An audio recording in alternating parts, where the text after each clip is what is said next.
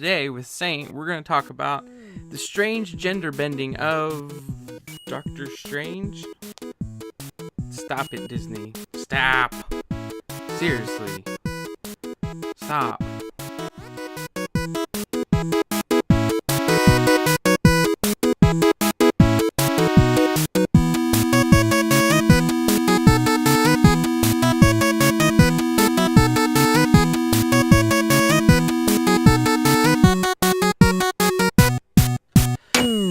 Hey guys, it's me, Saint. It's been a while. Thank you for your patience as I try to figure out a whole bunch of stuff. This may be news for like another update, but long story short, I've been really struggling with how much information to present to you guys. Like, how much do I need to prove in terms of statements that I make or whatever the case may be? Because some of it may seem self-evident to me, but then I'm also trying to like over-research things, and it just ends up putting a pause on everything because I still have jobs and stuff like that outside of here. Anyway, I recently saw the Doctor Strange trailer, and I thought it was pretty cool. I was never really like a big comic book person. My favorite comic is, of course, the Green Lantern series, like The Darkest Night, because you get to meet Saint Walker, who is my icon kind of guy here. But I never really was huge in the comic books, so I didn't have a lot of familiarity with Doctor Strange. I know Benedict Cumberbatch, if that's how you say his name correctly, played him, and he normally has a really good sense for what kind of roles to play, and for good stuff. I love Sherlock. Of course, he was awesome as Smaug and all that other kind of stuff. So I was really excited to see the trailer. And so when the trailer came out, I was like, yeah, this is awesome. But prior to that, I had done a little bit of research on the character of Doctor Strange, and it seemed pretty straightforward. Where I really was most concerned was the whole mysticism and the magic part, and like how they're going to approach that, because it's definitely, there's a lot of open spots for funkiness going on. Anyway, so I go to watch the trailer, and I am greeted by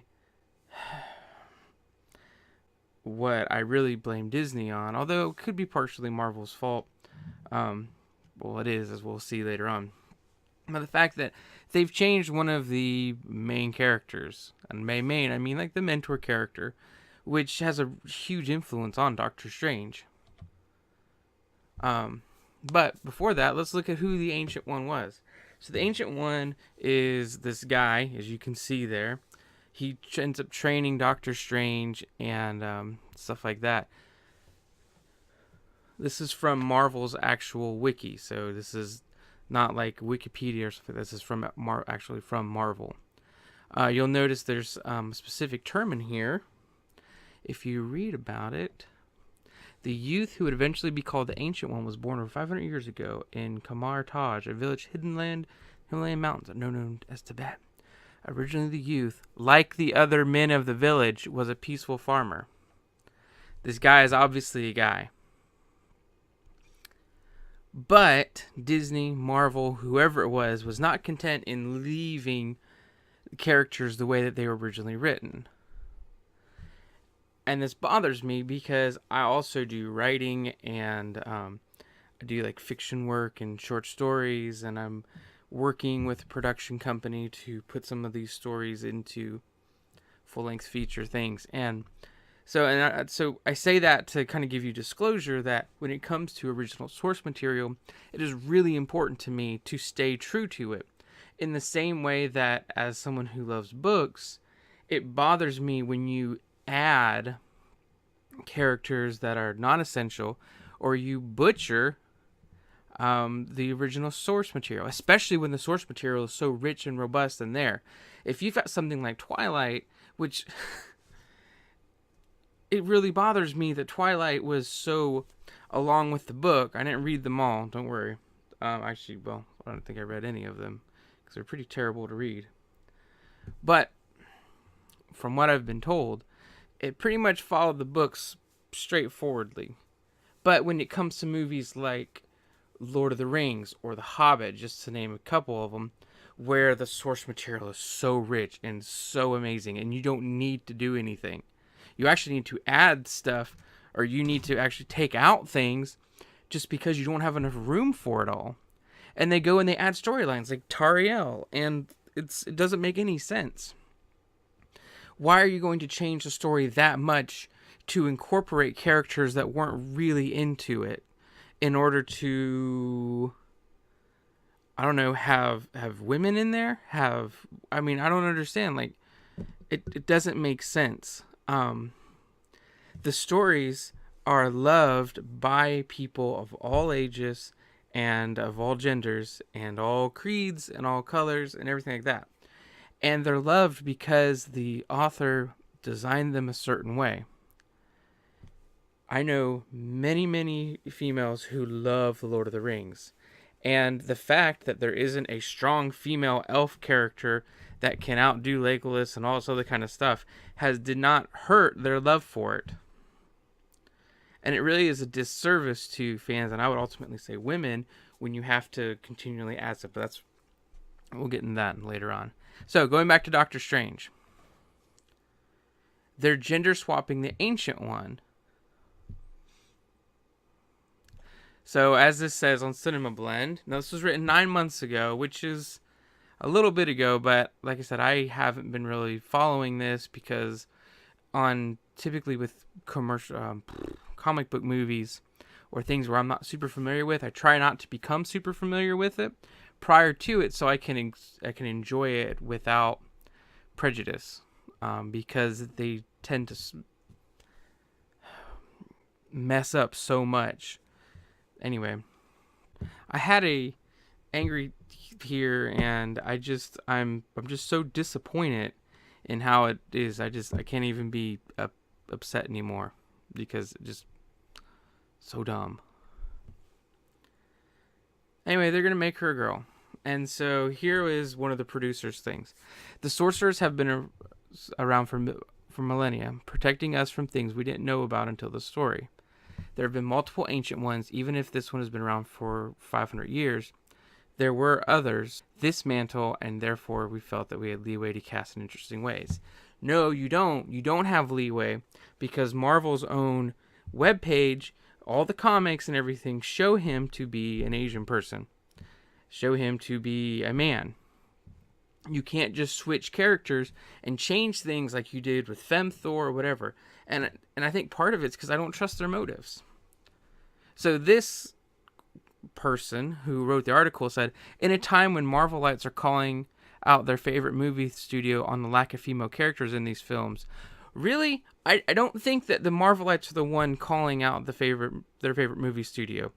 I don't know of many people who are super huge and stuff. And you know what, Marvel, I think that you need to have more. I think you need to change characters. I think you need to make Captain America a black woman, because it's time. We don't have any of these things. No, I've heard legitimate fans of comic books be upset at the fact of like certain roles that there isn't a Black Widow one, or that there are strong female characters that are not being portrayed in there. And I wonder why part of that is. Like, in the X-Men, they focus mostly on Wolverine. But I think part of that's Hugh Jackman really pushes for it because he really likes that character.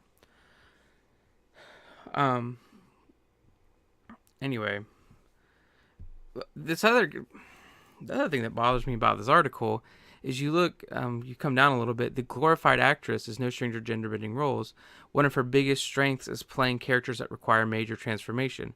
See The Witch in Chronicles of Narnia. I don't know where this wonderful person got the idea that the witch, the Snow Queen, as it says in the book, is gender bended. You don't need major transformations. Like, that character was written that way, and I really just don't feel like going to pull it up. This is one of those things where I may have, like I talked about before, where I kind of like over think about researching it. I don't need to pull up from the Chronicles of Narnia unless you guys need me to, where it talks about the witch, the White Witch, being the way that she is. Like there wasn't a lot that she had to do for it. You be a woman, and I guess maybe my only idea is that maybe he's talking about the fact that she had to go from being like beautiful to being downright creepy and like demonic in a way. I don't know. So now this is an article from EW, Entertainment Weekly. This kind of makes it a little, like, explains it a little better. But Kevin Feige says, in the comic books, Jarvis is an elderly butler. In the movies, he's an AI system which becomes Paul Bettany's vision.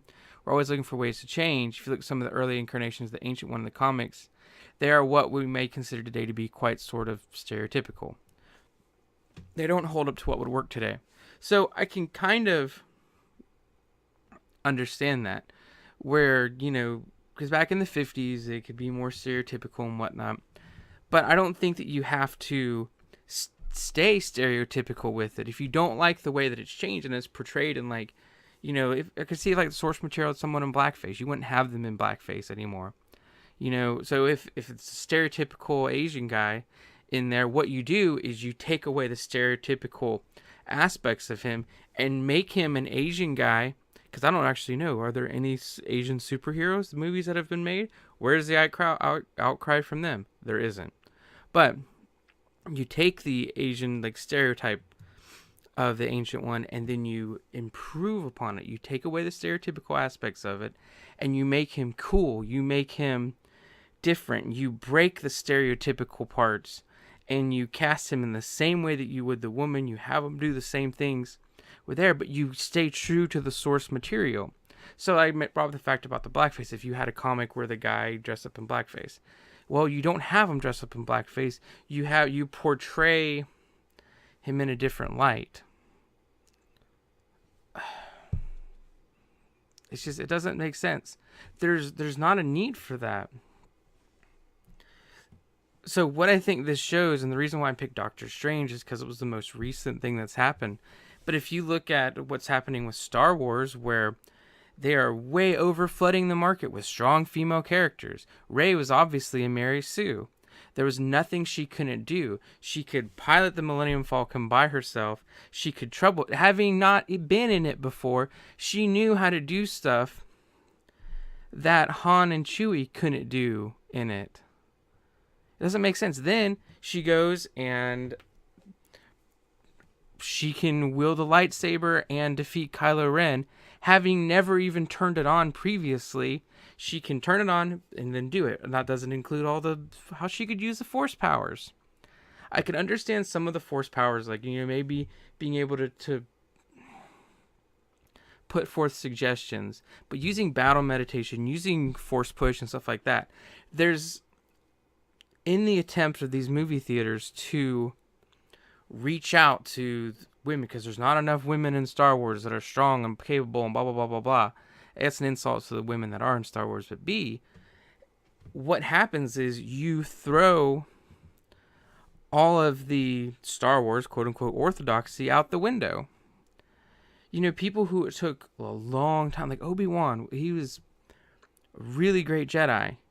He couldn't do all the stuff just right off the bat. Anakin Skywalker couldn't do all this stuff right off the bat.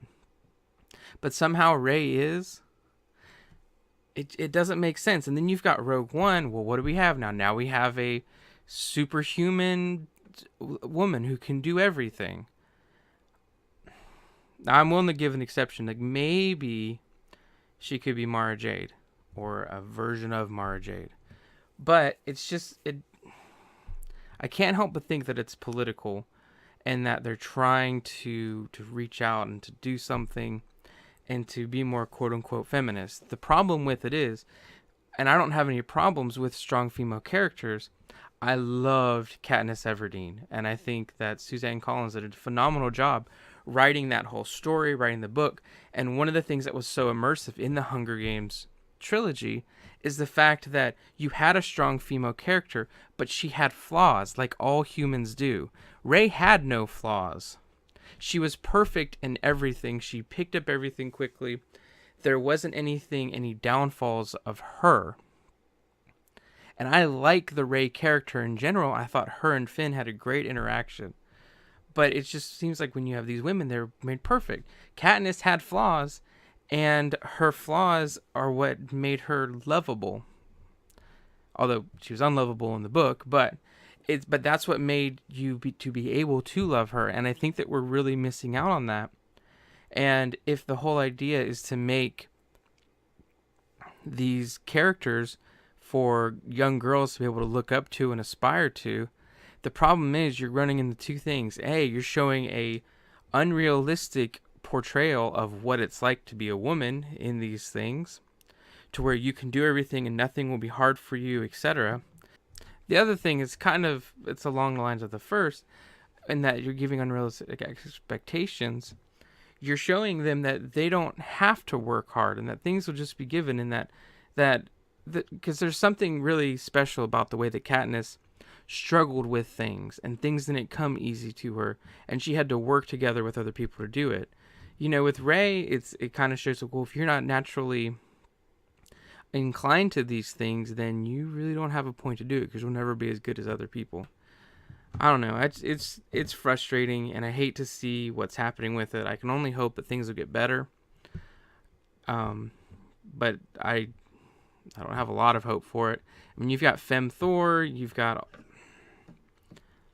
What it comes down to is the fact that if you don't like the way a character was written, if you don't like the source material that was written, you don't have to use it.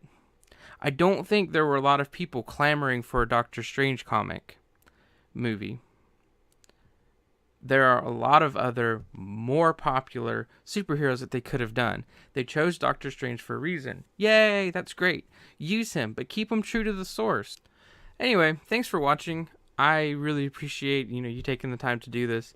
If you have any questions, quips, queries, concerns, or just overall thoughts, you think I'm right, you think I'm wrong, definitely leave them in the comment section. And if you like what I do, subscribe, and you can do it more often. I try to respond back to all the comments. Sometimes I miss them. I got a new phone, and I didn't have everything set up, but it's all good. I'll get back to you eventually, hopefully. So thanks for watching, and I will see you guys next time. Bye-bye.